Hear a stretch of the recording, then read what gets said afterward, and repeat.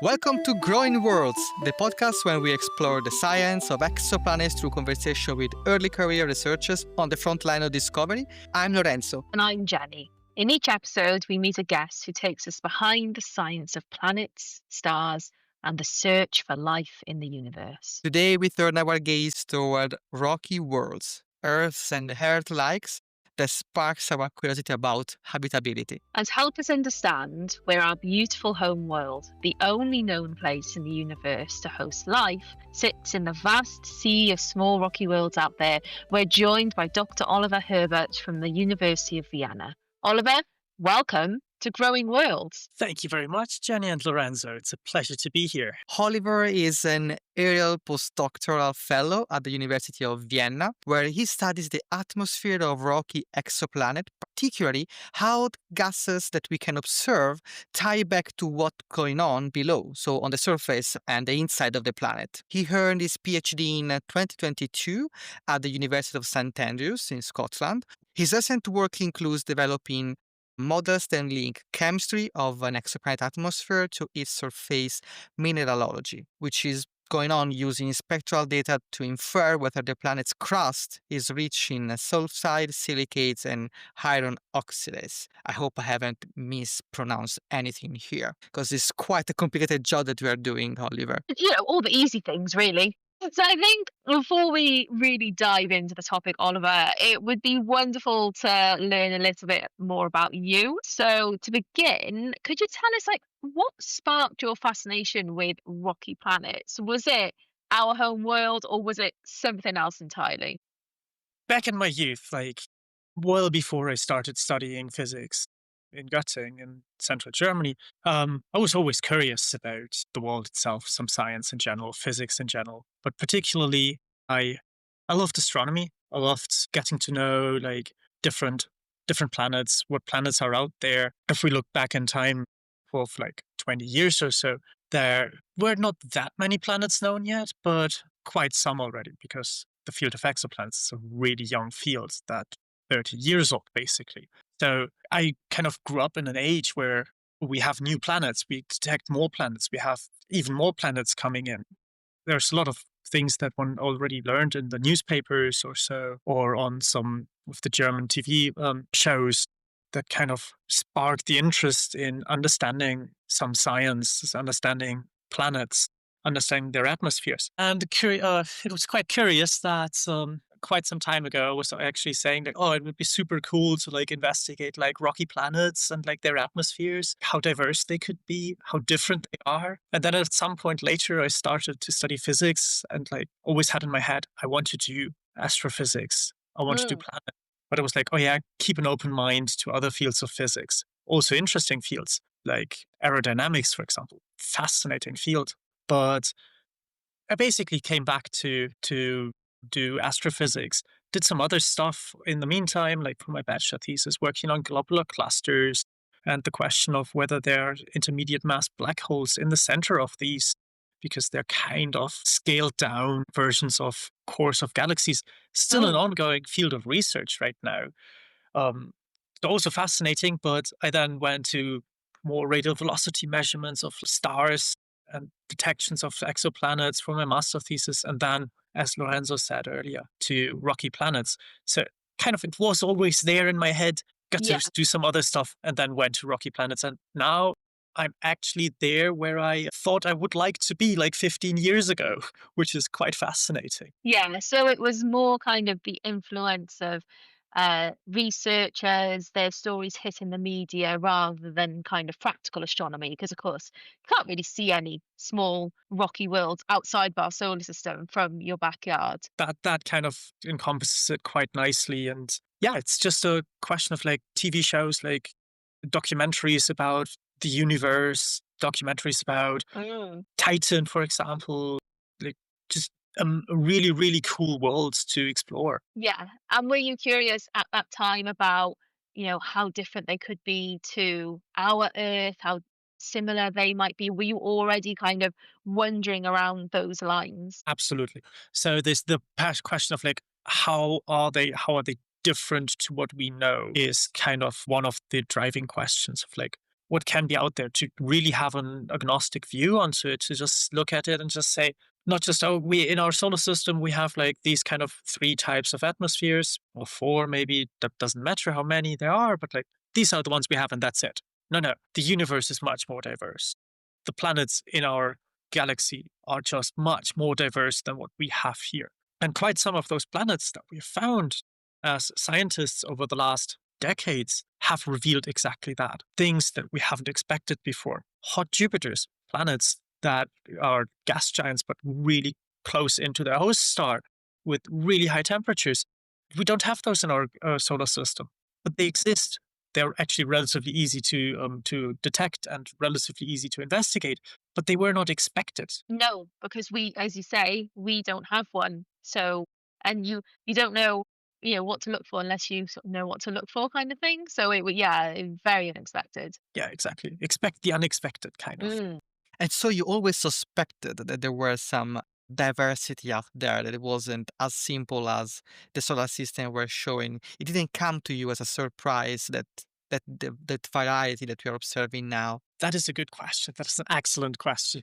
I don't know. I probably haven't thought about some of the intricate questions of, for example, like carbon planets. I didn't imagine those ever to exist because that just never came up my mind. But wouldn't it just be boring if everything in the universe would be like our solar system? Yeah, for Well, yeah, sure. yeah. Before we carry on, I do want to take a little sidetrack into carbon planets. What are they? I've not heard of these. What is a carbon planet? Let's come back to that in, I don't know, 5 years or something. No, joke aside, planets that are very rich in carbon, so that carbon is like one of their main components by mass for the whole entire planet. Do they really exist? That's a really excellent question.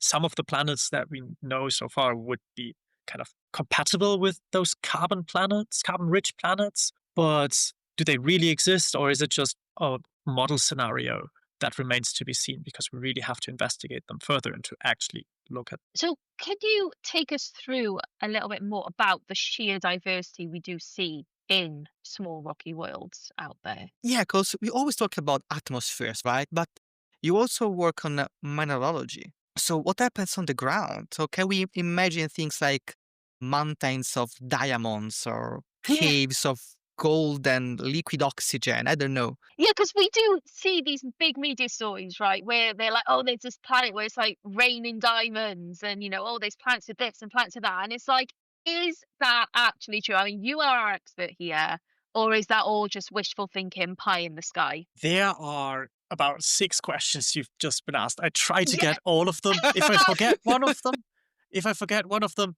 just come back to me. So, starting from the first question there, like what kind of diversity to expect? So, in our solar system, we do have like Earth, nitrogen and oxygen dominated, a bit of CO2 and some like methane. If we look back in our history or in our own Earth, like there was not that much oxygen before the great oxidization event. So there's already a time change there. If we look on Venus, CO2 dominated. Mars, Mm. not a thick atmosphere, but CO2 dominated atmosphere. Titan, methane dominated, actually, nitrogen, methane atmosphere at different pressures that we have. Like we have the 90 bars of Venus, the 1 bar of Earth, a couple millibars of Venus, of Mars. And that kind of pressure regime, the pressure changes, I would expect for other rocky planets to be there as well. Some planets will maybe actually have an even higher pressure. Then things go really wild, because at some point the assumption of an ideal gas, for example, doesn't really hold at all anymore if we have 1,000 bar atmospheric pressure. Just chemically a completely different subset. Wait a second. Let me call you here a moment. So we are talking about atmosphere of different molecules and atmospheres Yes. of different pressures. Can you compare this to the Earth and to what does it mean for atmosphere to have different pressures of different molecules? What are the implications of this? Let pass. What are the implications of those? If we assume our planet right now, which has a small fraction of carbon dioxide in it, if we just switch that fraction of carbon dioxide, just randomly selection, no reason at all, if we just crank that up a bit, what would happen to the planet? It would heat up. Nudge, nudge, global warming. Don't do that. Okay. But just understanding that, understanding these other planets, how they are different, how they react differently to the incoming radiation from the host star. What does that have for effects? That's, I think, one of the things that we can learn from exoplanets and apply to our own solar system planets. If we don't have oxygen in our Earth's atmospheres, life as we currently have it on Earth, most of it, or at least the land dwellers, will have difficulties or just cannot exist because they need oxygen to breathe. Mm. So our Earth, or we are oxygen-breathing animals because we evolved from on Earth at this stage what we are. How would that be in a different planet where it doesn't evolve to oxygen-rich in an atmosphere? I don't know. Would be very different. Would be very interesting to look at. Maybe some other planets that don't have that much nitrogen. Actually, like nitrogen doesn't really do much in our atmosphere. There's the N2 dominating the atmosphere. There's some nitrous oxides, but that's basically it. Nitrogen is fundamental for life to be incorporated in the life forms. If the planet has, or the atmosphere of the planet doesn't have that much nitrogen available because it was lost early on, for example, that would evolve totally different. Mm. They're just by changing the certain parameters of these small, maybe someone would say insignificant things, they would change vastly the track of the planet, the evolution of the planet. We are here because we have the track we had. There's so many points where the track could have just diverted, and there are planets out there which are just similar to Earth, but just evolved slightly different for some by chance or just by some tiny reasons. Some other planets may have a lot of sulfur, or may just be a bit hotter, may have more carbon in the atmosphere, more carbon dioxide, more hydrogen in the atmosphere. So actually being not the oxidized forms like carbon dioxide, NO, or sulfur dioxide if you have quite a lot of sulfur, but rather the reducing forms, something like methane or ammonium in the atmosphere. Totally different planets, but could also exist. I think that is probably the big question, isn't it? Is whether our atmosphere, the evolution of our atmosphere, is that particularly critical for the evolution of advanced life, right? Because I mean, I'm of the opinion that it's simple life, single cell, microbes, things like that. We will probably find that even in our solar system somewhere else, let alone around other planets. Like that, probably. This is my opinion, right? We haven't found anything yet, but this is what I think. And then, complex life. And by that, that's not even, humans which are going out into space. That is just, multicellular, small creatures, plant life, things like that. Does that require specific circumstances to emerge? I guess looking at all of these different atmospheres and trying to understand all the different possibilities out there and where Earth sits in that is probably like a big question in planetary atmosphere research, right? Yes. It's the entire field of astrobiology, which isn't just planetary atmospheres. It's drawing from the geologists, from the biologists, from the physicists, from the chemists. And if all of them work together, we can try to tackle the question of where does life form? That's one question. The other question is, how does life actually evolve on a planet? How that is linked to the stellar evolution, to the planet evolution, to the planetary Mm. interior, whether you have enough volcanism, but not too much, because too much volcanism also is not good again. Yeah, hello So Venus. you have to be really in that sweet spot. Mm, Why are we in the sweet spot? Well, we are here because we are in the sweet spot, I would say. mm, mm, So it's difficult to ask the question of why wasn't it different for us? Well, we are here because that's the track we had. But what would change if we have more volcanic eruptions? Here we probably have a higher CO2 composition in the partial pressure in the atmosphere, more greenhouse gases, a hotter planet. The life that we have currently wouldn't really like it. Maybe some other life forms just really love that slightly warmer planet. So it's not us humans, it's some other creatures roaming Earth then. So the question there, how we actually come to the place where we are, how actually we would evolve differently, really important questions, really, really cool questions. I'm totally on your side for there will be small life forms, small mm. microbes or something. That's like, it's already really difficult to get there, to form those first forms. Like we know on all comets or so, there are the amino acids, which are kind of the building forms of life. We have amino acids basically everywhere. Even in the interstellar medium, we have like Yeah. amino acids. They're all over the place. But you have to do stuff with it. You have to kind of Mm. exploit some energy source with it. Some hydrothermal vents, or so, like some hot interior water going out to a water ocean, could be on Enceladus, for example. There is some energy source there. If you have amino acids there, some energy source, they can accumulate, they could do something. There could be some microbial life there. Will it grow larger? Well, they have to have enough nutrients, they have to have enough energy to support themselves. Yeah, and that oxygen production on Earth was key for our planet. Was when microbes started creating oxygen, dumping it into our atmosphere, it then could be used as an energy source for more advanced, well, to kind of unlock the energy rather than an energy source, but in order to unlock energy for more advanced forms of life, and that oxygen production was critical. Absolutely, that's a critical part of doing the evolution of life. But also, don't forget, it's not just a positive effect. It's also, for a lot of life forms, the great oxidization event is actually a very, very detrimental thing. Hmm. Because why did they produce the oxygen? It was their waste product. Yeah.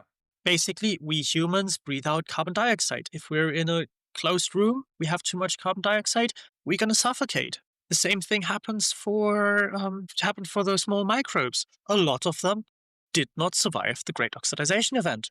So, in a slightly alternative world, just life died out. Mm. There's no humans on that planet, just by chance. But some survived, and those surviving ones brought us here at some point, making us able to actually wonder about these questions. Yeah, and of course, like, we can't go back in time, right? And actually look at the old Earth, and we can't go out to all of these rocky planets and actually sample them and things like that. So how do you go about actually studying all of these different atmospheres, understanding them, theorizing new atmospheres? Can you kind of take us through what you actually do to understand the diversity of small rocky planets out there? So there are two approaches here. One approach is to go from the bottom to the top, basically, to go from, we start with the surface and then we build an atmosphere, and then we look at like how they would look in with spectral observations. That's the one side, that's the modeling side. When you say we start from a surface, what kind of surface are you talking about? That surface, at least in my models, it's a relatively simple model. We assume that everything is nice and easy. Everything is in chemical equilibrium. So the most stable state, which is wrong. But all Okay, good. models, all models are wrong. Some are useful. And I'd I like argue that. that the models that we are producing are quite useful. We know there are some limitations.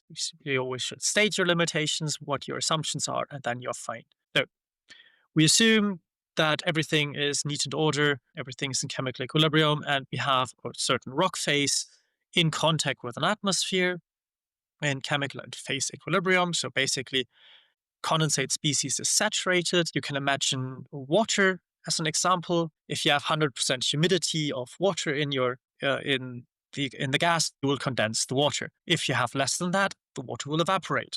So a planet that globally is undersaturated in the atmosphere with water will at some point just boil it off and doesn't have any liquid water anymore. Also no water ice. However, if we are actually supersaturated, so we have more water present that would like to be in the atmosphere but can't because it's condensing, then you have the condensate there.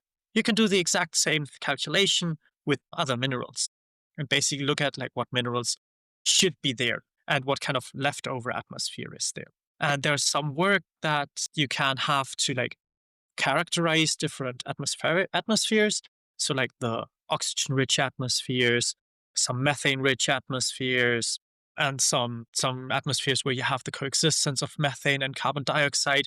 Water gas you have in all of these, basically. Nitrogen you also expect in all of these. So you have like these kind of three groups of different atmospheres. And some of the minerals only appear with in just one of these groups or two of these groups. So if you have a certain atmosphere and you see some methane, you very most likely do not have any calcium sulfate, so CaSO4 as a conjugate.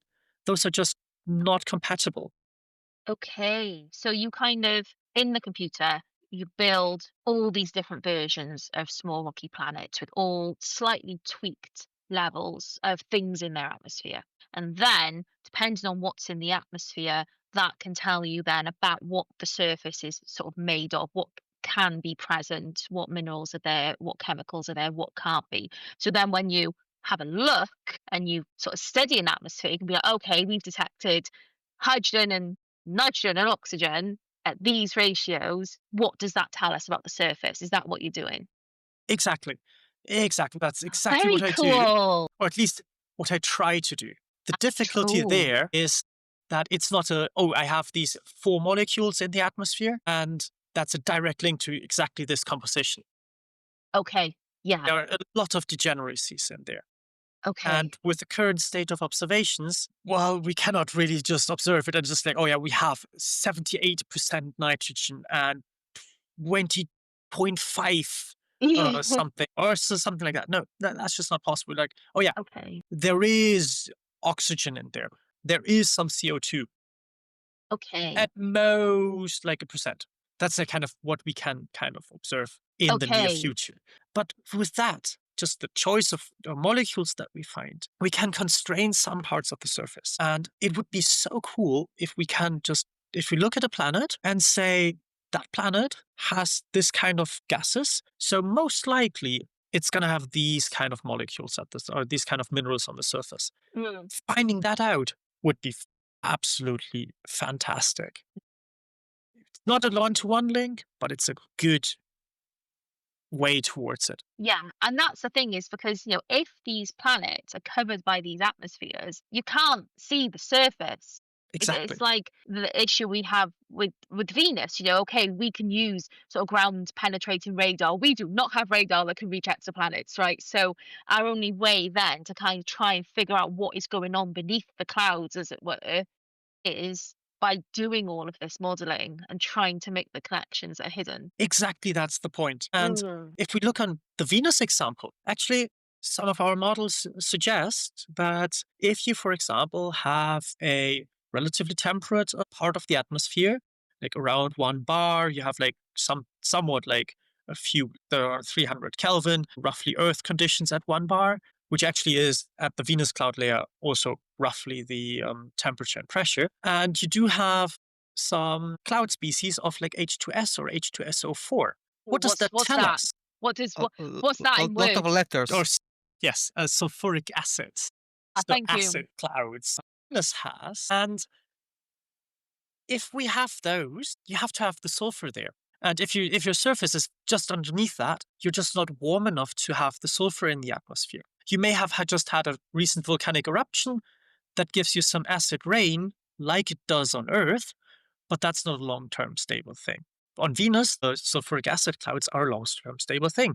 So you have to have a deep atmosphere with a really high surface temperature to sustain the sulfur in the atmosphere. So See. finding, as an example, H2SO4 or H2S clouds on an exoplanet at a relatively low temperature, that would mean this planet either had just massive volcanic eruptions just recently, or we actually have a thick atmosphere underneath. And that's more Venus surface thing. Yes, and that's the thing is because, in the solar system, right, like Venus and Earth nearly the same size. So you can't just go on sort of size alone. They are so completely different. Absolutely. And every nitty gritty detail that we can kind of squeeze out of the limited amount of data that we have or that we can obtain in the near future is going to be really interesting for us. And it's going to be just super fascinating if we could say that planet actually, because we see this one thing or these two things here, we can constrain some parts of it. Some constraints of that, do you have like, oh, we have to have this kind of mineralogy there, means we can actually probably say something about the interior at some point. Mm. Because the interior, even on Earth, well, we can't really go there.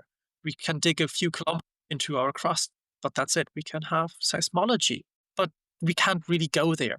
For exoplanets, it's even worse. We can't even go into the surface. Actually, as you mentioned earlier, the planets that have an atmosphere, the atmosphere is covering a lot of the potential observability of the surfaces. Hmm. If we look on those rocky planets around dwarfs, so really small stars, they're really active and they probably just blow away the atmospheres of those rocky planets that are relatively close in.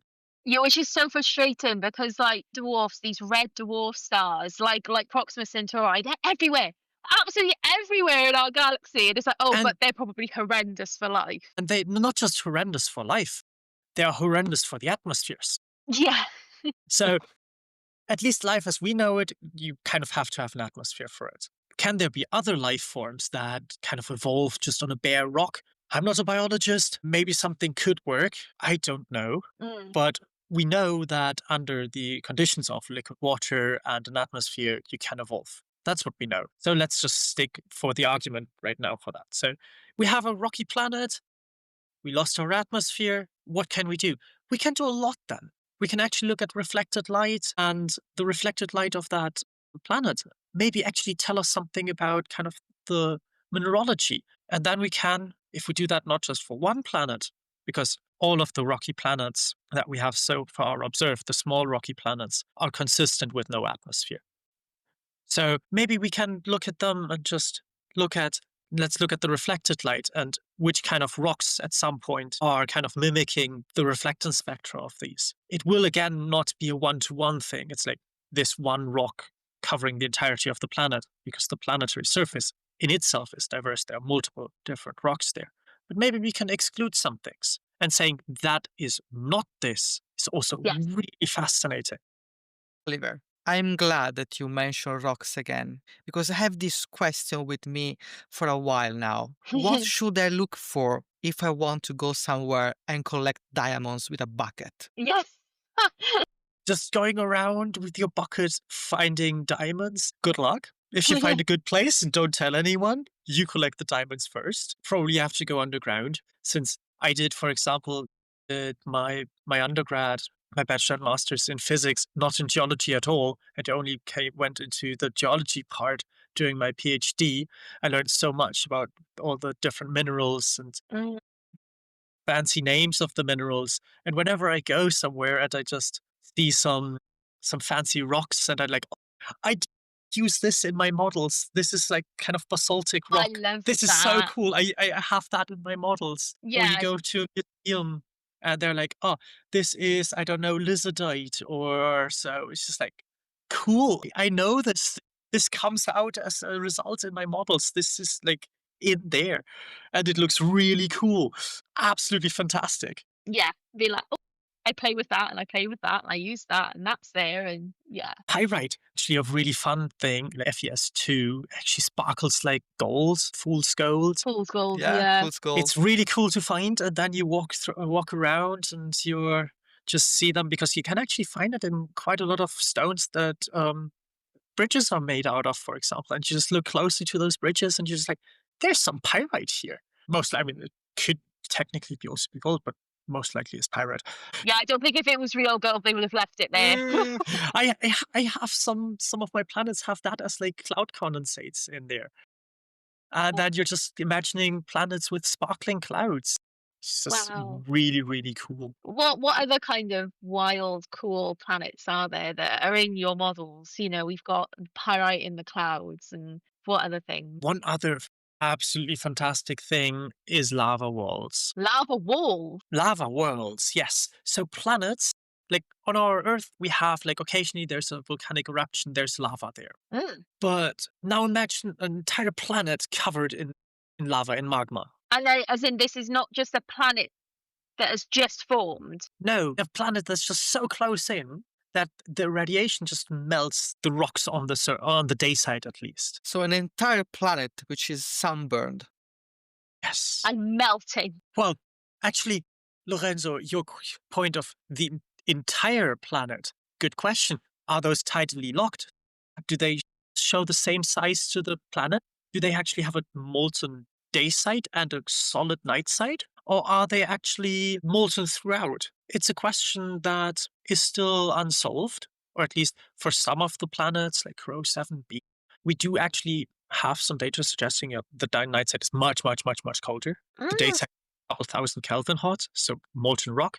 The night side not. Some of the young ones that you mentioned, Jenny, they probably are, during their formation, have a global magma ocean, just magma all over. Can you kind of retain that for not just 100 years or 100 million years, but like over giga-year yeah, timescales? Can you kind of retain that if you're close enough in? Could you have a molten day night side? Do those planets have atmospheres? yeah. And if so, what are those atmospheres? Mm, That's also really interesting. Currently, there are observations being taken for 55 Cancri, for example, that suggest that there should have been a CO2 atmosphere. There's some other data sets that say maybe not, but that's what drives the fascination forward. Maybe there are like clouds forming and then dissipating again, so that mm, sometimes you see it, sometimes you don't. There are lots of explanations for it, and that's what drives the interest in there. We don't have that in our solar system, but that's what makes them interesting. mm. Wow, that's amazing. That's a lot going on up there. Um, Oliver, I think we are close to the end of our time together here. So, our closing question: what planet, exoplanet, or celestial body represents you and why? It's a tough question. I think one of the really fascinating ones that is really, really interesting and has a lot going on and is just super active and does a lot of things at the same time is actually one of them that I just mentioned. 55 Cancri would be a Nice. planet that is doing so many things. There like the magma side, maybe the colder night side, then the outbursts potentially. So much are going on there.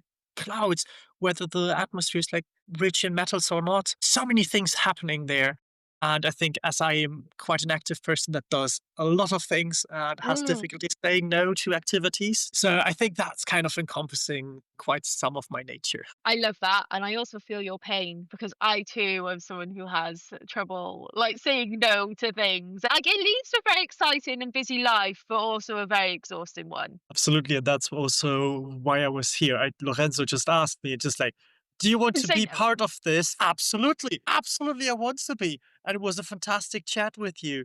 So I Mm. didn't really give it a second thought of whether or not I'm going to be here. Just like, absolutely. Yes, of course I'll be here, Lorenzo. Mm. Thank you. Thank you, Oliver. And thank you for guiding us through all the diversity of rocky planets and the atmosphere and the surfaces and the rocks that are up there. Thank you a lot. Thank you so much for having me. And to everyone listening, thank you for tuning in to Growing Worlds.